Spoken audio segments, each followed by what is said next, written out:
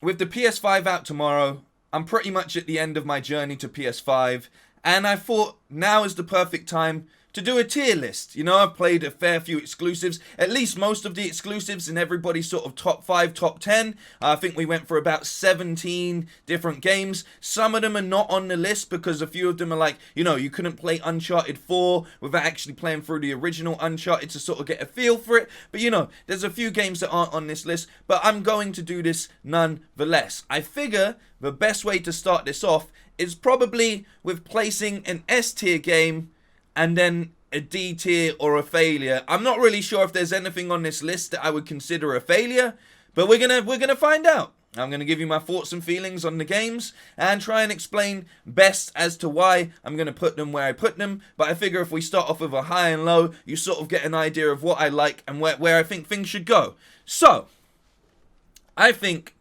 we can all agree, no matter what, that God of War is an S tier game. Everything about God of War is flawless. It pushes the PlayStation to a brand new limit as far as graphics go, as far as mechanics go. Like, everything about this game just works perfectly to deliver what they wanted to do. The cutscenes are incredible. The story that is being told, especially for a game with such age and lore behind it, it really does a brand new way of showing us Kratos in a completely different light, but also delivering a brand new story within, you know, considering he killed near enough every god in his realm. The fact that we move over to Norse mythology really does help to bring a fresh take on a classic series. And I think as far as execution goes, this is an S tier game. You know, you have so much great moments throughout it, not only in the combat side of things, not only in the story side of things, but just in the environment and just everything about it, okay? I don't even need to explain it that much because you know what I'm saying. It's just a perfect game. For what it's trying to do, it is a perfect game. Now I've got to put something that's a low on here so we get an idea of where I'm at. And honestly, looking at this list and the games I've played, I'm going to throw Until Dawn down under the D section, right? This is a game that only delivers what it's trying to do as far as maybe the story goes. You know, I've had my gripes with this game. I feel for a multiple choice game, it doesn't allow as much choices as I would have liked to be able to really feel like I controlled the game. It doesn't feel so much like a game, but more a horror story that I've just been thrown into, and I have to make these decisions. Like, it could have done a lot better in delivering what it wanted to do. On the flip side of that, here's the difference maker, right? Until Dawn has really weird voice acting at times, despite having actual actors, real actors involved, right? It doesn't do the best job of delivering a sort of horror mystery. I feel like it's very cliche, but not in a sort of good cliche, you know? Not in a good cliche, in a slightly sort of predictable, I do like the way it ended and such, but at the end of the day, it just sort of, it kind of missed the mark for me. On the flip side of that, you got a game like Detroit, which I will happily put Detroit. I was thinking of maybe Detroit's an A, but you know what? To me, Detroit is an S tier game. This delivers multiple choices in the perfect way. Everything about Detroit really makes you feel like you're not just playing one character, but you're playing 3 characters. And every decision you make, you feel the weight of it. Not instantly, but it all plays out perfectly, and you really do feel like you're part of a real world. Not to mention the graphics in this game are incredible, the acting in this game is spot on, and everything about it is perfect. Like, that's my personal opinion on Detroit. I would give it an S. I know there's a lot of people that may not agree with me on that, but honestly, if you go back and play it, everything they look to deliver, even from the menu screen, right? The interactions that you get, the way that the game plays with you from start to finish, it's an S for me. It's an S for me, and I hope you can see the difference in why I put Until Dawn where I put it, and I put Detroit where I put it. Hopefully this has given you an idea of how I feel about certain games. Now what I'm going to do is I'm just going to throw one out that I haven't played. Infamous First Light, I haven't played. I'm going to put you there for safety. Knack, I haven't played you either. I'm going to put you there for safety. Drive Club, I haven't played. Persona 5, I believe, not played. Do not know that cover, so I've not played it. The Order, a lot of people told me to play, but I haven't played it. And Dreams, unfortunately. But you know what, right? Just from what people are doing, Dreams is already a C game. It might even be a B. It might even be an A. Like some of the stuff I'm seeing people create in this game already, and I haven't even played it. You know what? I'm putting it on a B. Fuck it. It's going there. I've decided. Now I'm going to put in another game that I haven't played. I just want to sort of move the board out. Knack, I haven't played. Death Stranding, right. Now we're sort of looking at the bracket. Alright, we're in a better thing. I feel bad because I feel like I should have played all of these, but I really did try to work off like top 10 lists and stuff. So, you know, you got to bear with me. And we only had so much time until the PS5 came out. I would say a solid C game. Oh, am I going to give this?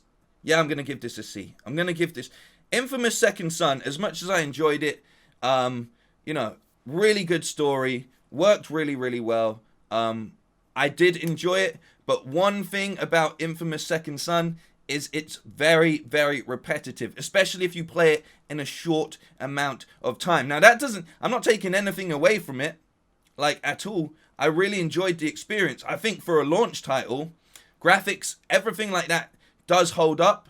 But it was very limited in the way that people were looking at how you make games at that point in time. It was very much just sort of clear the map, get it done, do a few bosses. I would have liked more bosses. I would have really liked more bosses, and I would have liked more powers. I would love to see another Infamous game as we move forward. Because on the flip side of things, while I'm going to place Infamous there, we got Ghost right here, baby. Ghost is an A. It's an A+. I'd love to put it in the S tier. I think Legends alone could kind of push it into the S tier, but Ghost suffers just a little bit from some of the things I mentioned in Second Son. I ran into a couple bugs in Ghost as well when I was personally playing it. And again, Ghost does suffer just a little bit from the repetitive nature. However, if you just play this game for the story, then it's great. But I would have liked a few more interactions from my real world, real open world sort of thing, you know. Near enough, all of the side quests are pretty samey, and a lot of the encounters that you run into are fairly samey as well. It's got a little bit too much of that sort of, you know, oh, something happened over here, let's go follow the footsteps and things like that. I think they can really expand on this universe with Ghost. I think it takes a lot of what Infamous had going on and really does execute it a lot better, and the environment is incredible. If we were judging this game on photo mode alone, it would be S tier, but I think overall, as invested as I was in this game, it does have a couple things that sort of just hold it back a little bit. Like I said, on the flip side, if I was just judging this on Legends as well, I feel like giving us a free game mode like that kind of does push it into the S tier.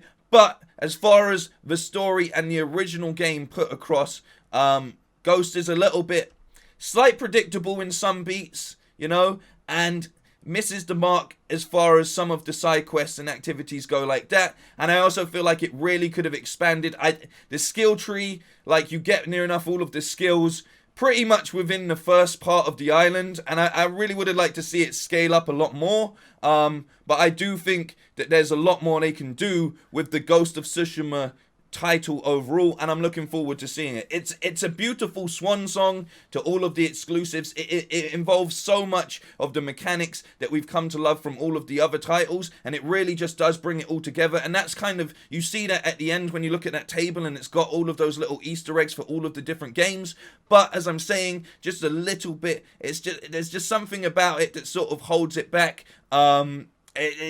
It's a very, very solid game. It's an A without question. On a good day, it's an S. But then when you're just sort of playing through it, it can get... That repetitive nature can be very annoying. Follow the story and it's great. As far as the exploration and so on and so forth, I feel like they could do a little bit more. But at the same time, I feel like they were pushing it to the limits of what the PS4 can do. That's just me. Another game that I'm going to sit in ranking with this on an A tier level is Days Gone. Days Gone again. These are two games that have come out fairly towards the end of the PS4's run. And while there's not too much that I would fault this game about, there's still a couple little bugs in there and stuff.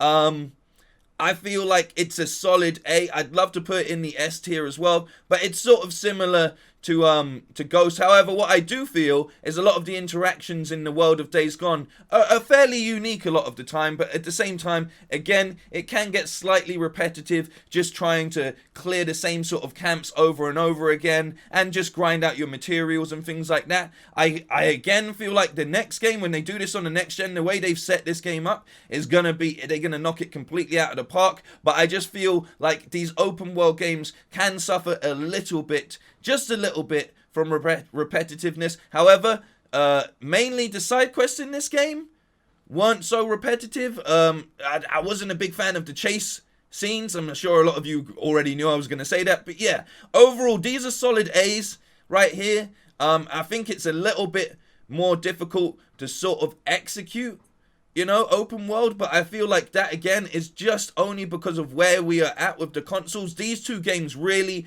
do push them through the limits. The only reason I'm holding S tier at such a high standard is because we need to fill the board. If it was up to me, I'd probably give everything S tier, but I'm trying to give you a little sense of like what really tips these things over the mark. And I think again, like the difference that we have when it comes to like, look, the graphics in both Ghost and Days Gone are incredible, but when you've got a much more linear sort of story and maps and environments because of that, as far as, you know, God of War was a little bit more open worldish, but overall you can just do a bit more with the actual graphics and things like that, and you have a lot less room for bugs, you know, when you are playing these sort of S tier games, because, you know, open world, it's a lot harder to get everything coded.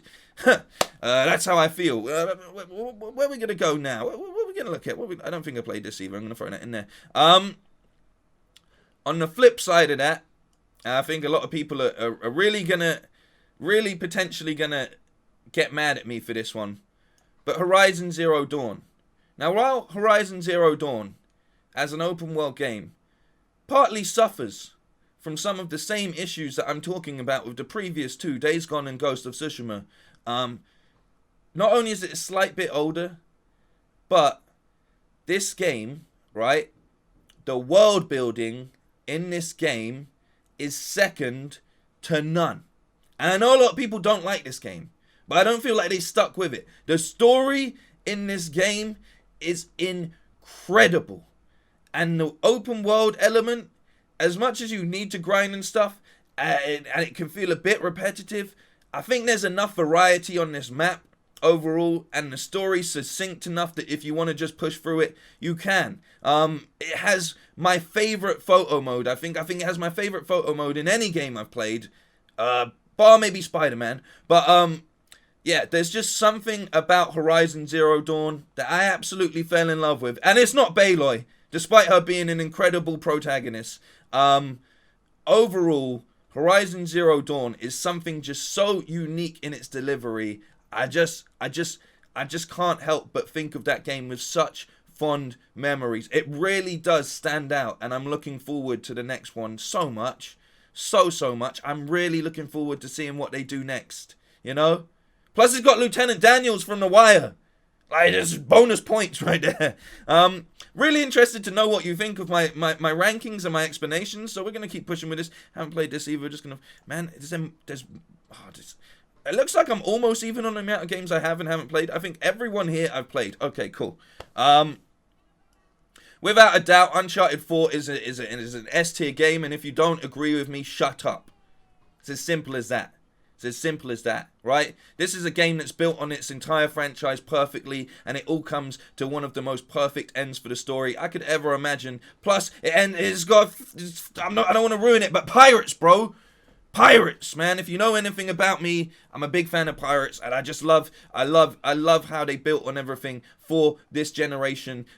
You could see all of the groundwork in the previous Uncharted, and having played through the original Uncharted games to get to this point, it's just incredible. Naughty Dog, they do something that is just next level as far as all of their execution goes on games, and it just can't be faulted. They've built one of the most incredible current generation engines, whatever you want to call it, as well as always making sure that their stories have a driving narrative that will always push you forward, and I just love it. I love it, and there's nothing you can say can take that away from me. In the same vein as that, right? In the same vein as that, you know what I'm gonna do right here? Boom.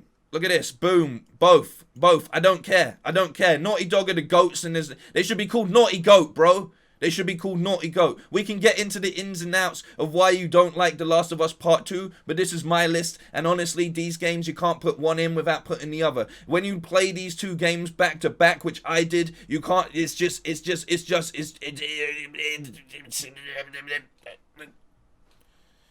just blows my mind. Okay?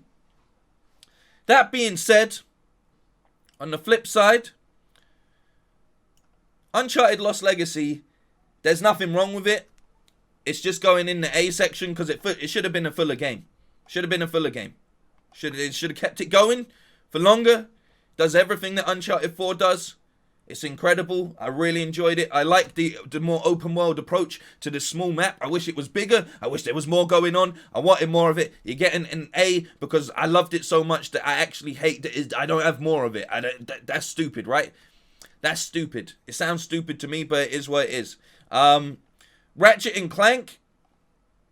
Ratchet and Clank is a solid A game. People are like, he's just going to put everything in S and A. Look, there's not much in this. There's not much games that I played that I would fault, okay? Ratchet and Clank, right? All I can say about Ratchet and Clank as an overall game is this game, it doesn't matter if you're 5 or 50. There's something in it for everybody. The mechanics are so smooth. They work so well. Insomniac, they're just great, aren't they? They're just solid. Like, the story is a good way of telling the story for new players, because I hadn't played any of the previous ones. They did a good job of sort of making a new origin story. They kind of did what I thought worked really well with it all is, you know, you're in a time where you're getting all of these superhero movies and stuff. This is a cool take. This is like, you know, like their own version of just like giving it a soft reboot, and it pays off really, really well. I enjoyed it a lot. I love the variety in the weaponry, and that's something that I failed to mention with Horizon Zero Dawn, and that's why it kind of goes into that S tier as well. But both this and Ratchet and Clank, right? Ratchet and Clank and Horizon Zero Dawn have so much variety in the way that you can approach near enough any situation that it just makes everyone's playthrough potentially different despite being the same. Like, there's so much ways that you can approach every single level. It's fun from start to finish, and I would love to bring it down because I got really pissed off at that rail mission. But you know what? I'll be honest, man. Just a lovely, fun, short but great game to get through, and I just can't wait to see what they do with the next one, having played this, you know, and that's what you need to do with a game as well. We're now down into the final four. And I've been going for 20 minutes. It is what it is. We're going to rank these last few, and if you've made it this far in the video, God bless you. But yeah, let's do this, baby. Final Fantasy. I don't want to give it a B. I'd love to give it a B, because I hated this game at the start, right? I hated this game at the start, okay? I can't lie to you. I still think that this game is drawn out way too long. I think there's an incredible game in here, but some of the story beats and the pacing are very, very jarring, okay? I can't give this more than an A, but by the time you get to the end of it, you just want to play the next part. You know, you just want to play the next part. But as someone that never played the original game, I was left a lot in the dark and questioning, why are we walking through so much tunnels? Why is there so much of this that just clearly feels padded out? And why have they taken some really great story beats and spread them out so much? Like, you don't need to do that when you've got a game like Final Fantasy VII Remake. You can just make it popping from start to finish and no one would have said anything. That's not me saying take out any of the character development, because I don't think that's what needed to go. I just think there was a few levels where you're literally just walking around fighting trash mobs that didn't need to be in it. Sure, I know that you needed to make sure that your characters were leveling up and stuff, but you could have done that by just giving a little XP boost in some of the boss fights and things like that, you know? And just keeping it just boom, boom, boom, boom, boom. But it was a little bit like boom, boom. Boom, boom, boom, boom, boom, boom. You know, like it's, at the end of the day, if you put it on a fireworks show, you gotta get every execution perfect. You know, that's just how I feel. That's how I feel. Now we're here into the last few games, and it doesn't look. I think people are gonna be mad that I put Second Son as a C, and Dreams, a game I never even played, as a B. I was gonna flip those round. Spider-Man. Everything I said about Ratchet and Clank is executed even better with Spider-Man. It's an S tier game. It's the first game I played, and this is the first game where I was literally like, oh, I've been missing out on a lot. And I can't, look, you've played it. You know what I'm saying. There's nothing wrong with this game. There's literally, again, nothing wrong with this game. This is a better Spider-Man movie than near enough all of the Spider-Man movies other than Into the Spider-Verse, you know? And that's saying a lot. And you get to play it. You get to be in it. It's S. It's an S from me, baby. And that's all I got to say on that. And if you disagree, shut up. Okay? Now we come to Bloodborne. A game that I never completed. This is, in my opinion, a B. Right? And that's not because I got mad at it. It's so rewarding when you do actually get the kill. Right?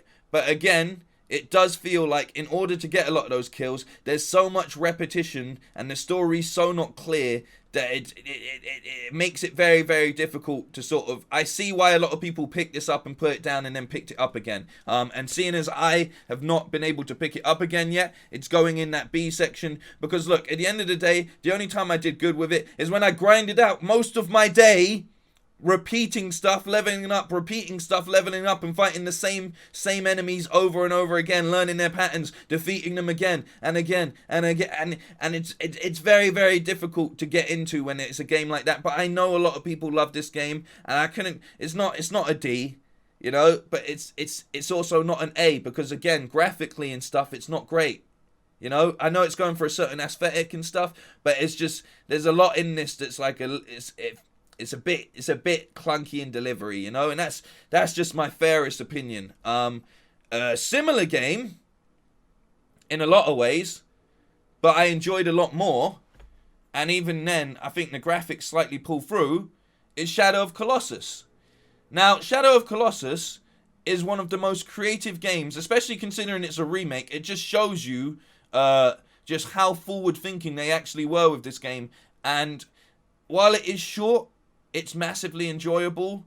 The only reason I'm going to put this into the B is because near enough every enemy you fight is way more interesting than the last, like the final boss, yeah, is, and I'm not just saying this because I got stuck on it, but the final boss really doesn't do this game justice, you know? They had so much creativity in near enough every boss, and then they just give you this big stationary thing that you got to climb, and I'm sure a lot of people executed it quickly and stuff, but I just feel like I would have liked more of it. Like, I would have liked to prefer, like, maybe like the bird one, but like if the bird one was like Super Saiyan level, you know, because I just like the dragon or the bird, like something like that. I feel like those moments were so great, and it would have been, I would have preferred one of those bosses with a few more difficult mechanics than just a big stationary dude.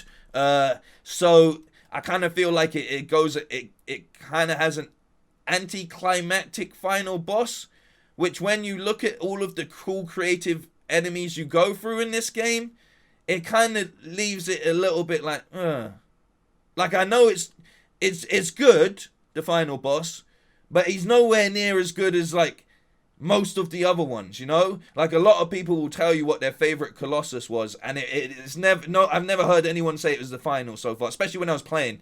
So that's my sort of tiered list. I think we can establish from this that if it was up to me, there's probably like no bad games, but I tried to be fair in my execution, and I hope you understand the reasons I've put everything where I've put everything. But yeah, this journey of playing through exclusives has been one of the most pleasurable experiences I've had as far as gaming goes. There's so much good titles, and I can't help but think what we're gonna get into next. You know, honestly, just looking at this list, there's nothing bad on it really. Even Until Dawn, I really enjoyed. Just as a game, there's a fair few faults I had with it. I cannot express enough how wonderful it has been to just get back into single player games, basically. I think that's the best way to put it across. Look, and that's nothing against it. The one thing I kind of miss at the moment is because obviously my boys aren't on the PS4 massively, is being able to play a lot of these games, like not these games, but just play games with my friends as well, you know. That's the one thing I miss about Xbox really, and I can still turn on my Xbox and do that anyway. But honestly, I can understand why so much people just love gaming on the PS4 or the PlayStation in general, because this is AAA delivery on single player games, and that's so important.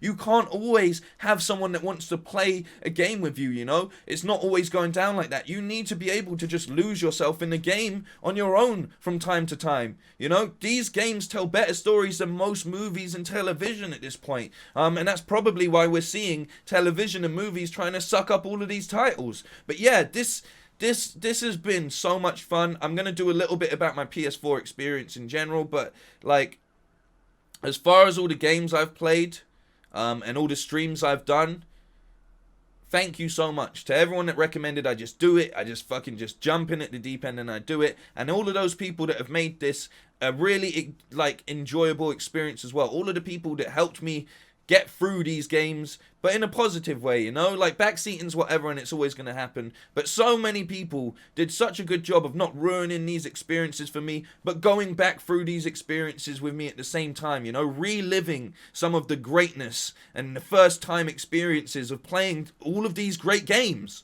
You know, and I'm so thankful for that. I honestly am. I really, really am. Especially in a year when things are just crazy at this point in time. I am so happy that I was able to just switch off from all of it and just get lost as the fucking god of war.